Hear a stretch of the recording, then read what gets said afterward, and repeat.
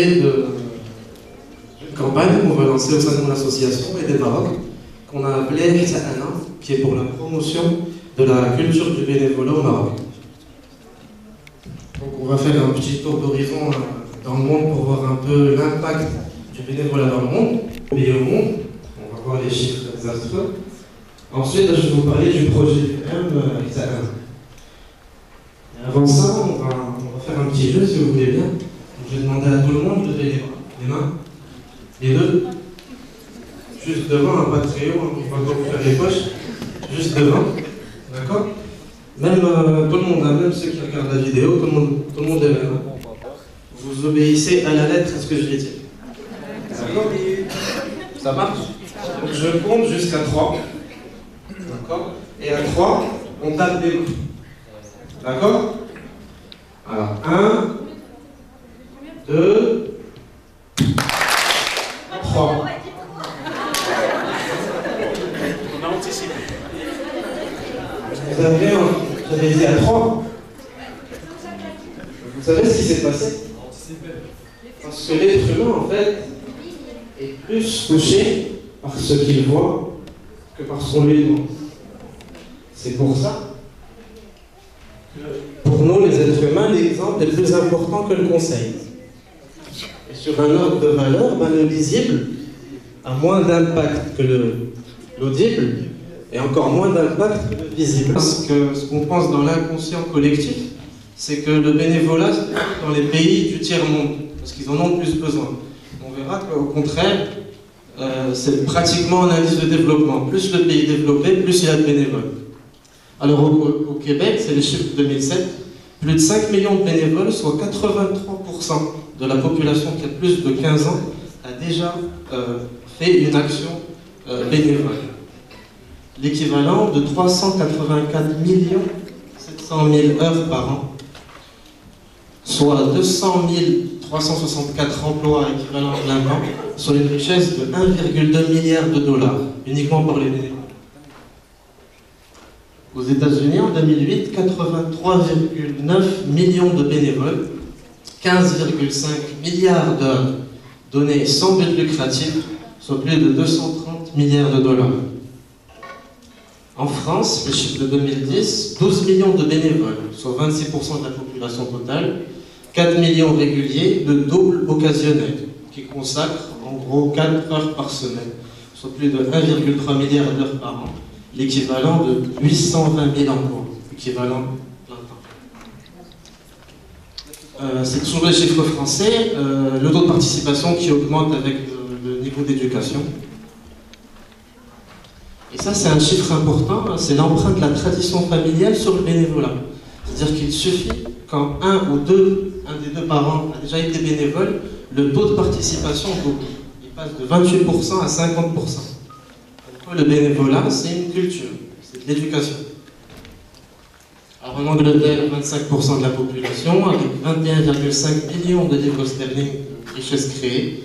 La Belgique, 1,4 million de bénévoles, 249 000 emplois, 2247 millions d'euros, soit 18,6% d'accroissement créé par les bénévoles.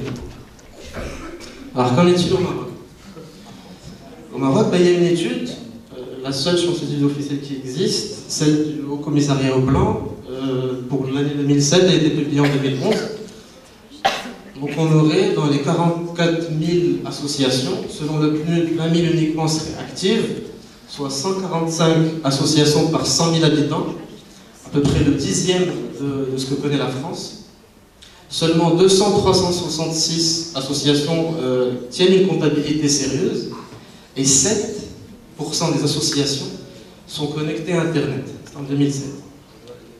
Officiellement, on aurait 15 280 147 adhésions officielles, et puis plus de 352 000 bénévoles effectifs, soit 96 millions d'heures consacrées au bénévolat pendant l'année, l'équivalent de 56 524 emplois seulement, comparé à ceux qu'on a vu tout à l'heure.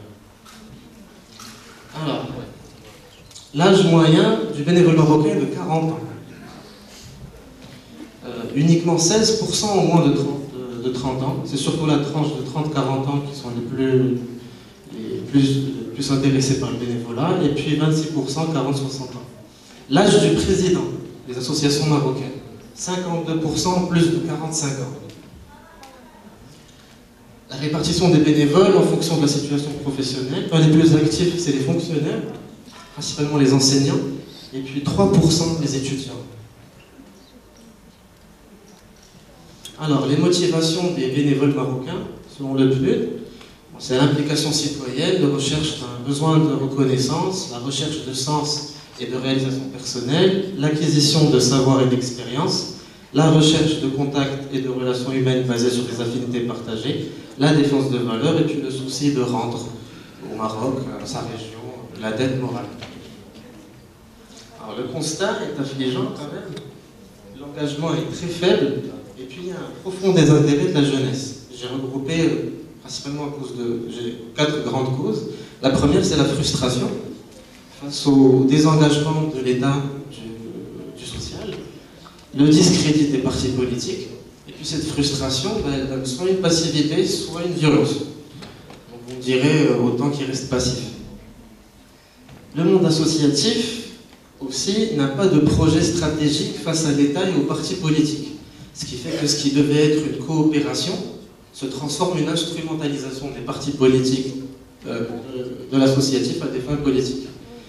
Troisième cause, c'est l'inversion de la pyramide des âges. Dire les jeunes sont majoritaires dans la société marocaine, par contre dans les partis politiques et dans les associations, mais ils sont plutôt minoritaires.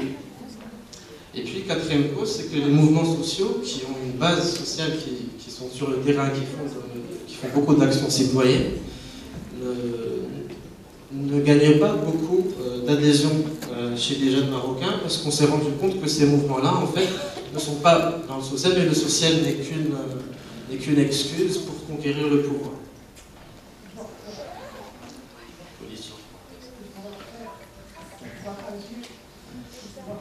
Alors c'est comme ça qu'est née justement l'initiative de Hita Ana, qui est là pour encourager la culture du bénévolat au Maroc. Alors pourquoi encourager le bénévolat? D'abord parce que ça a des retombées économiques, ça crée des richesses, comme on l'a vu tout à l'heure. Le bénévole, c'est une ressource renouvelable, non délocalisable, peu coûteuse, et en plus c'est un producteur de services. Le bénévolat aussi a des retombées sociales, ça permet la solidarité et la cohésion entre les classes sociales, et ça a aussi des retombées politiques, parce que ça permet une démocratisation progressive. Parce que la démocratie, c'est pas les urnes, c'est pas juste des boîtes, il faut qu'elles soient transparentes pour qu'on voit, pour qu'on puisse compter les votes, mais c'est d'abord l'engagement du citoyen dans les affaires de la cité. Et donc la lutte pour la démocratie ne peut pas se faire uniquement dans les institutions. Elle doit d'abord commencer dans la tête des citoyens. Et puis le bénévolat est un espace de dynamisation de la démocratie parce qu'il permet de développer la responsabilité de chacun vis-à-vis de sa communauté. Il permet de générer la participation citoyenne et il offre un espace d'expression et de créativité pour les citoyens. C'est donc un indicateur de démocratie participative qui révèle en quelque sorte est-ce qu'une société civile est dynamique ou pas.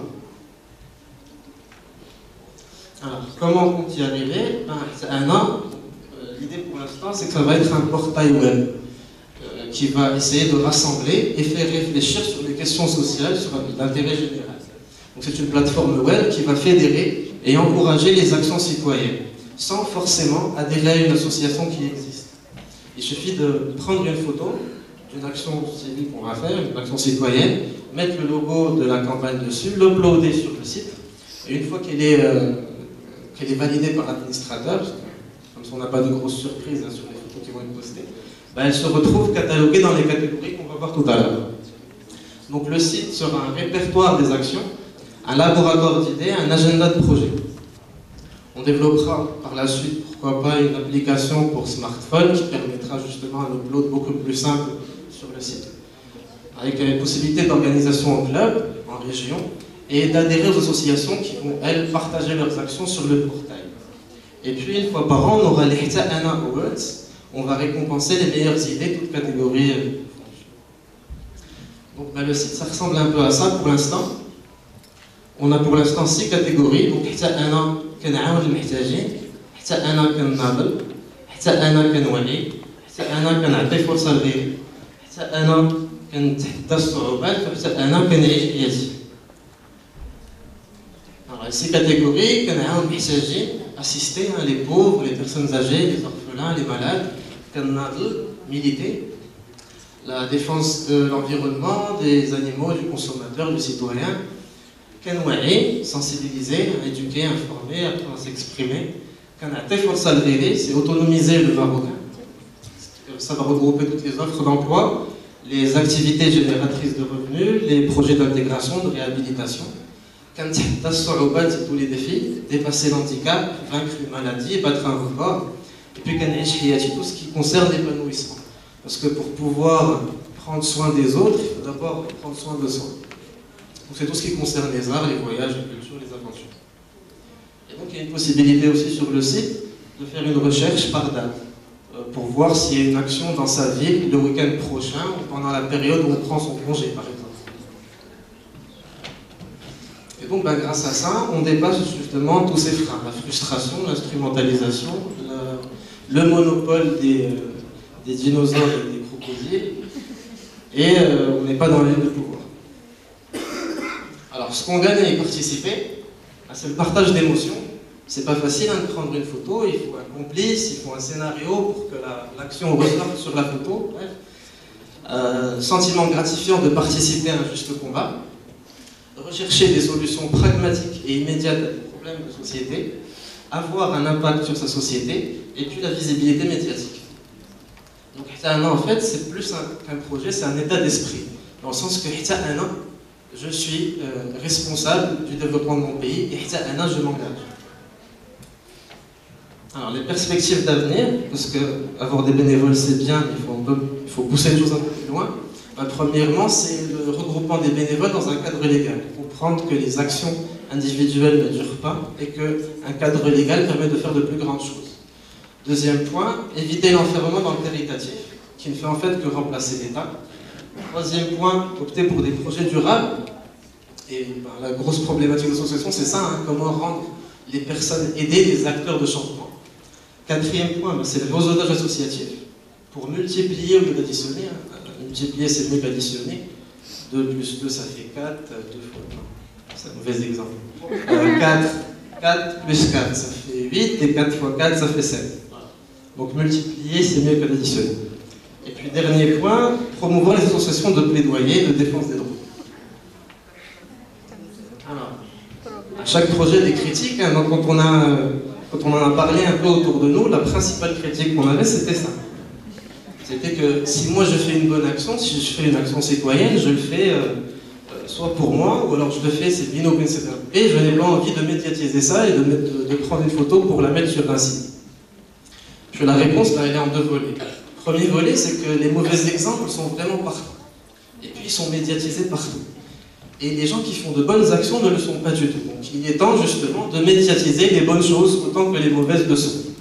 Deuxième volet, parce que l'ostentation, c'est un argument religieux. Il y a une petite histoire qu'on m'avait racontée une fois d'un compagnon du prophète qui s'était levé le soir pour prier à la mosquée, pour faire prier et il était concentré, et puis à un moment, il y a un autre compagnon qui est rentré et qui l'a vu prier à minuit. Et donc lui, ça lui a fait plaisir de voir que quelqu'un d'autre l'a vu en train de prier le soir. Il allait voir le prophète pour se plaindre et lui dire que est-ce que j'ai encore une récompense alors qu'en fait j'ai senti que je l'ai fait pour qu'on me regarde. Et là le prophète lui dit laka ajran, ajrul qiyam wa ajrul da'wati ila Allah. C'est-à-dire la récompense pour s'être levé le soir pour prier, et puis la récompense pour avoir fait une bonne action et inviter les gens à faire pareil. Voilà, donc si vous avez des idées, des suggestions, si vous voulez faire partie de la campagne, pas uniquement prendre des photos et apparaître dessus, vous êtes designer, vous êtes développeur, vous avez des idées, vous êtes brillant, vous êtes génial, n'hésitez pas à rentrer en contact avec nous. Pour l'instant, on est 3 sur le projet, j'aimerais beaucoup remercier, ils n'ont pas pu faire le déplacement, les 2 membres d'association qui travaillent avec moi dessus, Youn Sarrami et William Smaïl. Voilà, merci.